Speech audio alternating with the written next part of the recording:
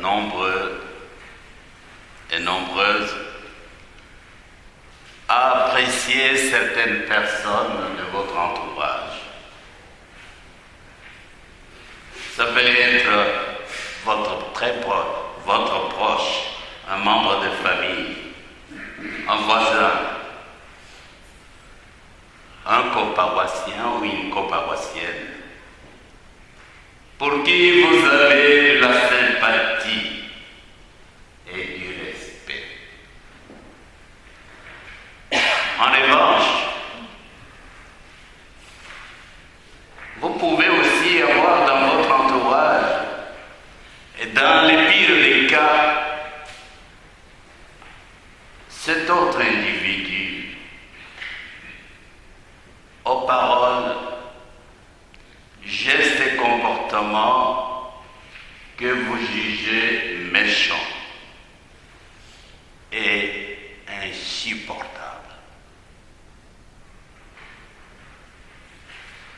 Et vous avez de la misère à composer et à vivre avec un tel type. Et du coup, surgit en vous une question qui vous tourmente sans cesse. D'où viennent, selon vous, la bonté, la sagesse ou la méchanceté et la perversité d'un être humain? D'où viennent-elles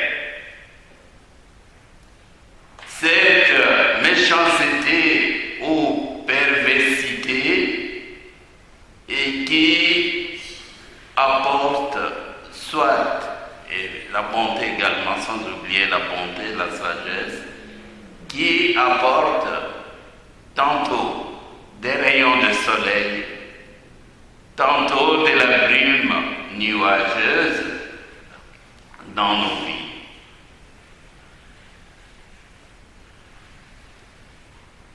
Ne répondez pas tout de suite à cette question. Je vous invite plutôt à vous remettre à l'écoute attentive des paroles de Dieu de ce dimanche et qui peuvent nous aider à mieux répondre à cette question. Dans son évangile, selon Saint Marc d'aujourd'hui, Jésus stigmatise les comportements des pharisiens et surtout leur tendance à vouloir trouver toujours la source de leur insatisfaction et de leur mot dans le comportement, les gestes, les actes et les événements extérieurs. En l'occurrence, ce comportement des disciples du Christ et qui les indigne. Et ils en profitent pour reprocher à Jésus-Christ leur comportement qui consiste à transgresser la tradition rituelle juive de purification. Ils mangent sans se laver la main, comme le recommande cette tradition, cette pratique juive. Et rien de ce qui est extérieur à l'homme ne peut rendre celui-ci impur. Leur répond sèchement Jésus, qualifiant leur comportement d'hypocrite. Jésus leur fait comprendre que la simple observance de la pratique de purification par le rite des ablutions juives ne change en rien la perversité et la fausseté naturelle d'une personne.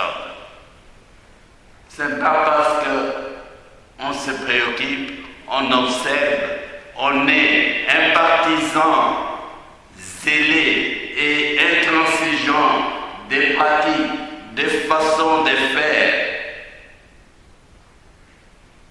qui nous ont été léguées par nos cultures, par nos ancêtres, qu'on est meilleur, qu'on est habilité à rendre les autres heureux, loin de là. Jésus révèle aux pharisiens que c'est du dedans, de l'intérieur et de la profondeur de leur cœur et de leur pensée, ainsi que de leurs paroles, actes et comportements qui en sont ici, que les êtres humains s'avilissent et se pervertissent. Cependant, si le cœur, si les pensées d'une personne sont bons, pures et vraies, ses paroles, ses gestes et ses actes qui en sont les reflets sont tout aussi purs, limpides et sans duplicité. Ses gestes, ses paroles et ses comportements sont porteurs du souffle de vie, de sagesse et de vérité. Sont porteurs de paix, de réconfort, de tendresse et d'amour pour les autres. Et ils les rendent heureux. Ces gestes, ces paroles vraies, pures, vont tout droit à nos cœurs et touchent notre être profond. À bien de circonstances, bien de contextes, au cours d'une visite rendue à un ami, des paroles adressées au cours d'une soirée de fraternisation, au cours des rencontres familiales. On échange souvent des opportunités pour nous d'échanger des paroles qui viennent de nos cœurs.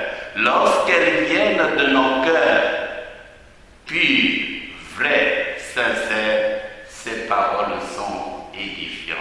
Il en est de même des gestes.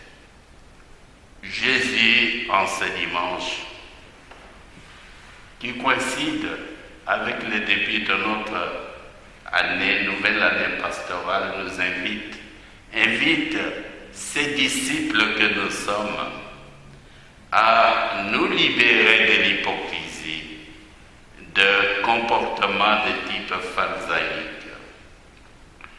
Il nous exhorte à rendre à Dieu un culte du fond du cœur, un culte non seulement sur les lèvres, sur les paroles vides de sens, des paroles, des gestes, des comportements sans cœur et sans engagement de notre être profond. Jésus nous appelle enfin à vivre et à témoigner de la fidélité à la parole, à sa parole évangélique et au commandement de l'amour de Dieu qui sont source de la vraie vie. Et c'est là dans nos familles, dans notre paroisse. Nous pouvons nous poser la question de savoir de quel comportement, de quelles pratiques, de quelles habitudes et façons de faire qui sont les nôtres, dans nos familles, dans nos relations, dans notre paroisse et notre communauté chrétienne, de quels comportements devons-nous nous libérer ou abandonner pour libérer des paroles et des gestes de cœur et de l'esprit humain et divin, porteur d'un nouveau souffle de vie et du renouveau dans cette paroisse, dans nos différents espaces de vie, quels qu'ils soient. Non seulement ici à l'église, après les avoir écouté la parole de Dieu, nous prolongeons la vie dans nos différents milieux de vie.